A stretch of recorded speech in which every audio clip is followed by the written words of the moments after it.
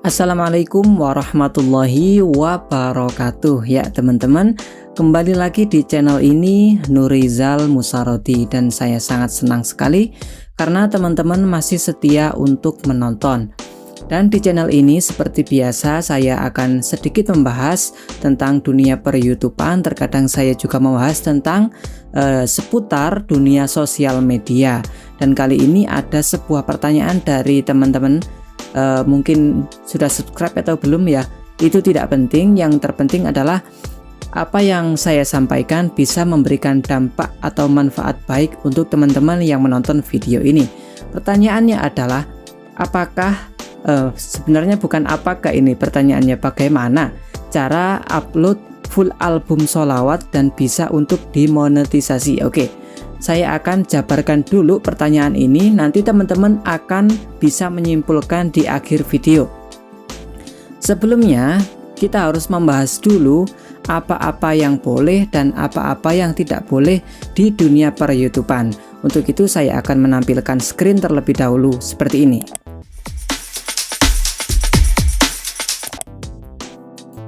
Ya, teman-teman, yang teman-teman lihat ini adalah laman kebijakan monetisasi channel YouTube. Ini adalah channel resmi dari supportgoogle.com untuk menjawab permasalahan per-YouTubean ya. Nah, di sini keterangannya bisa saya bacakan kepada teman-teman. Jika Anda melakukan monetisasi di YouTube, channel Anda wajib untuk mematuhi kebijakan monetisasi YouTube. Kebijakan ini mencakup kebijakan yang dijelaskan, yakni pedoman komunitas, persyaratan hak cipta, dan lain-lain. Langsung saja, di sini kita ke bagian hal-hal yang kami periksa saat meninjau channel Anda. Artinya kalau teman-teman misalkan sudah mengupload full album sholawat ya, sesuai dengan pertanyaannya tadi. Ketika teman-teman sudah mengupload full album sholawat, nah yang dilihat oleh YouTube ini apanya sih? Nah, kreasi orisinal Anda. Artinya YouTube menilai apakah konten ini original atau tidak. Ataupun jika Anda meminjam konten dari orang lain, Anda harus memodifikasinya secara signifikan agar konten sesuai dengan keinginan Anda, tidak duplikat atau repetitif. Konten Anda harus dibuat untuk tujuan hiburan atau edukasi penonton, bukan hanya untuk tujuan mendapatkan penayangan. Nah, ini adalah tujuan resmi dari YouTube itu sendiri ya teman-teman. Kemudian di bawahnya diperjelas lebih lagi, peninjau kami mungkin berfokus pada komponen berikut. Ini adalah tema utama, video yang paling sering ditonton, kemudian video baru, proporsi waktu tonton terbesar. Artinya YouTube menilai video yang paling banyak ditonton, kemudian metadata termasuk judul, thumbnail, dan juga deskripsi, kemudian bagian tentang di channel teman-teman. Nah, itu tadi teman-teman. Kira-kira dari sekelumit ini, apakah teman-teman sudah bisa mendapatkan gambaran apakah channel-channel yang mengupload ulang sebuah musik ya, reuploader musik, termasuk juga sholawat tersendiri, menurut pengamatan saya ada yang sudah didaftarkan ke label musik, ada yang sifatnya masih bertebaran. Kalau yang bertebaran ini kemungkinan besar akan terkena konten digunakan ulang. Nah, kemudian teman-teman, di sini saya akan membahas lagi apakah bisa dimonetisasi atau tidak. Jawabannya sulit teman-teman, sulit. Tetapi saya akan lebih menjabarkan lagi apa kelebihan dan kekurangannya ya teman-teman. Nah, kali ini saya akan membahas apa sih keuntungannya kalau kita reuploader. Yang pertama adalah mudah dan cepat. Ya, tentunya kita tahu teman-teman, karena kita cuma reupload aja, kita nggak memikirkan ide konten, kita nggak perlu ngedit-ngedit ini dan itu yang terlalu berlebihan. Mungkin konten reuploader ini terlihat sangat mudah dan juga cepat dalam menguploadnya, begitu ya. Keuntungan yang kedua ketika kita menjadi reuploader adalah kita mudah mengikuti tren. Ya, tentu saja ketika kita berkecimpung di dunia YouTube, TikTok, Facebook, Instagram, atau banyak sosial media lainnya, kita dituntut untuk selalu mengikuti tren, karena memang dari situlah sumber view terbesar ya teman-teman. Kemudian yang ketiga adalah mudah untuk mendapatkan subscriber dan juga viewer. Karena apa teman-teman? Karena kita sudah mengikuti tren, karena kita mengikuti pasar yang ada, artinya subscriber ini dan juga viewer ini sudah ada sebelumnya teman-teman. Kita nggak menciptakan pasar mulai dari nol, kita hanya mengembangkan pasar yang sudah ada teman-teman. Dan yang terakhir adalah jika memungkinkan, kita bisa cepat untuk monetisasi ya. Dengan berbagai kemudahan tadi, kalau kita mematuhi aturan YouTube, tentunya kita bisa untuk lebih mudah monetisasi teman-teman. Nah, biar lebih seimbang, kita juga harus membahas juga apa sih kerugiannya gitu ya teman-teman. Kerugiannya yang pertama adalah mematikan kreativitas teman-teman.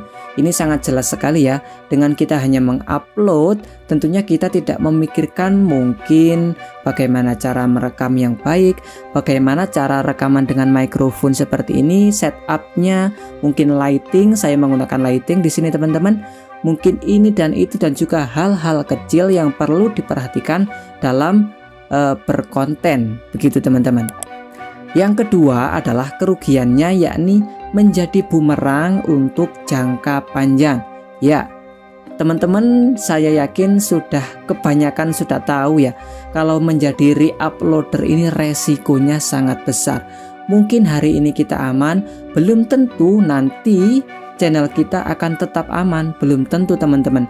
Algoritma YouTube itu akan terus bekerja, terus menyesuaikan dengan konten-konten yang sudah ada. Jadi tidak menutup kemungkinan kalau channel-channel yang sudah kita bangun karena dianggap tidak original, akhirnya terkena hak cipta, strike, atau mungkin penghapusan akun bahkan. Kemudian yang ketiga kerugiannya ya teman-teman, tidak bisa dimonetisasi. Ini sih yang paling merugikan ya teman-teman. Ketika kita sudah bekerja cukup lama, mendedikasikan seluruh waktu kita, ibaratnya kita malam-malam udah ngedit ya, re-uploader ya perlu ngedit ya teman-teman. Kita udah ngedit ini dan itu, ternyata tidak lolos monetisasikan, itu rasanya sakit banget ya teman-teman, cukup sakit sekali.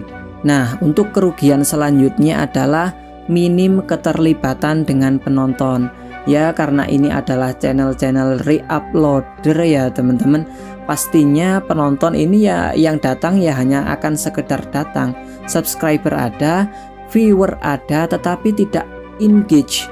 Mereka tidak tahu siapa di balik channel ini, mereka tidak tahu. Yang mereka tahu adalah mereka mengidolakan seseorang, kemudian dia melihat yang dia idolakan di channel orang lain, ya udah gitu aja. Tidak ada keterlibatan seperti saya mungkin dengan teman-teman. Teman-teman bisa memfollow Instagram saya, teman-teman bisa langsung tanya jawab dengan saya di kolom komentar, dan bener-bener real ya teman-teman. Ini mungkin kekurangannya. Nah, lalu kesimpulannya bagaimana teman-teman? Apakah upload dengan full album sholawat ini bisa untuk dimonetisasi? Jawabannya minim sekali ya. Bahkan kalau mungkin dari 100% hanya 5% saja yang bisa dimonetisasi.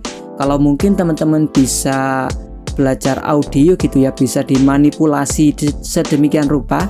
Saya pernah melihat ada teman-teman konten yang memberikan saran bisa dikasih noise atau dikasih apapun itu, dioprek istilahnya di Adobe Audition atau apapun itu.